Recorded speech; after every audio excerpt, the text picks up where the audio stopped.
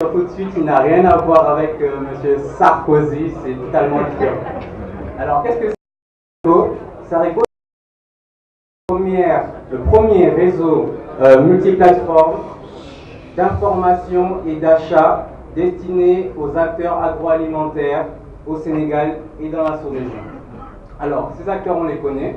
Il s'agit donc principalement des agriculteurs, des coopératives agricoles, mais aussi des industriels agroalimentaires et encore des marchands de gros. Alors, quelle plus-value ajoute Sareco à tous ces acteurs?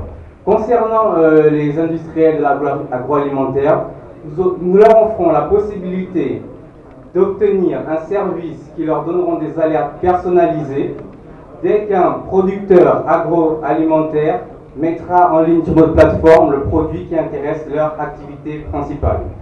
Deuxièmement, nous leur donnerons en temps réel des informations sur le prix, la disponibilité en stock et la géolocalisation du produit qui intéresse leur activité. Troisièmement, nous leur donnons donc une visibilité auprès des producteurs agroalimentaires qui leur permettra donc de tirer profit d'un réseau fiable qui intègre les coopératives agricoles notamment dans le processus d'achat de leurs produits. Et les agriculteurs dans cette histoire, je ne vous cache pas qu'il s'agit réellement du cœur de notre activité. Nous voulons leur donner la possibilité, la facilité donc d'écouler leurs produits auprès des acheteurs potentiels en étant visibles de manière géolocalisée sur la plateforme, mais aussi d'être informés du prix officiel de leur produit principal sur le marché afin qu'ils puissent se positionner de manière efficace lors de la proposition de prix à l'acheteur. Troisièmement, nous leur donnons la possibilité donc de bénéficier de services privilégiés basés sur un système de notation qui impliquera les industriels agroalimentaires qui pourront, après chaque achat de stock, donner une note aux produits qu'ils auront utilisés dans leur industrie personnelle de transformation. Alors, quel est le modèle économique? Nous avons pensé à 3 solutions. Premièrement, donner la possibilité à tout utilisateur de souscrire à une formule d'abonnement qui lui permettra donc d'être privilégié, donc d'être bénéficiaire de ce service d'alerte en temps réel. Deuxièmement, nous leur offrons donc un espace publicitaire réservé donc à leurs annonces qui sera uniquement orienté vers les industries et les annonceurs qui touchent le secteur agroalimentaire. Troisièmement, nous envisageons de prendre une commission très minime sur les services engageant le médium SMS qui seront sollicités lors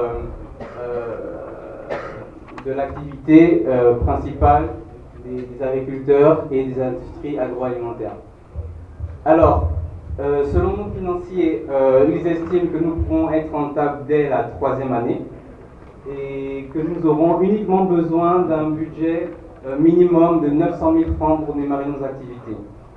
Et il y a une phrase qui a marqué, avant de passer donc au prototype que nous avons mis en place, qui m'a marqué tout à l'heure, celle de M. Baye de la Sonatel.